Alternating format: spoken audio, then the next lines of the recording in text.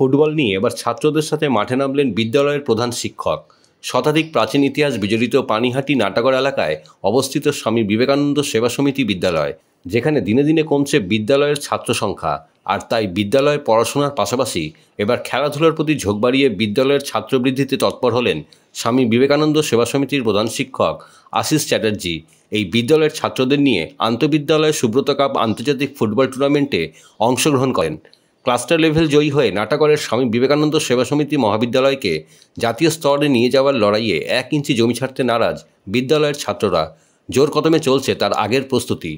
Subrata cup আন্তর্জাতিক football tournament এমন একটি মর্যাদাপূর্ণ আন্তঃস্কুল ফুটবল টুর্নামেন্ট যা প্রতি বছর ভারতের নয়াদিল্লিতে অনুষ্ঠিত হয়ে থাকে, যা 1960 সাল থেকে প্রথম শুরু হয়। আর এই আন্তর্জাতিক ফুটবল টুর্নামেন্টে জয়লাভের আশায় জেলা স্তর পেরিয়ে ক্লাস্টার লেভেল জয়লাভের জন্য প্রস্তুতি চলছে স্বামী বিবেকানন্দ সেবা সমিতি বিদ্যালয়ের ছাত্রদের।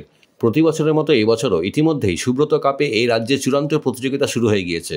27 জুন হাওড়ায় রয়েছে সুব্রত কাপ আন্তর্জাতিক ফুটবল প্রতিযোগিতার ক্লাস্টার লেভেলের টুর্নামেন্ট। আর সেই প্রতিযোগিতায় জয়লাভের জন্য বিদ্যালয়ের ফুটবল কোচ তপন রাউতের তদারকিতে চলছে ছাত্রদের প্রস্তুতি। খুবই ভালো লাগছে।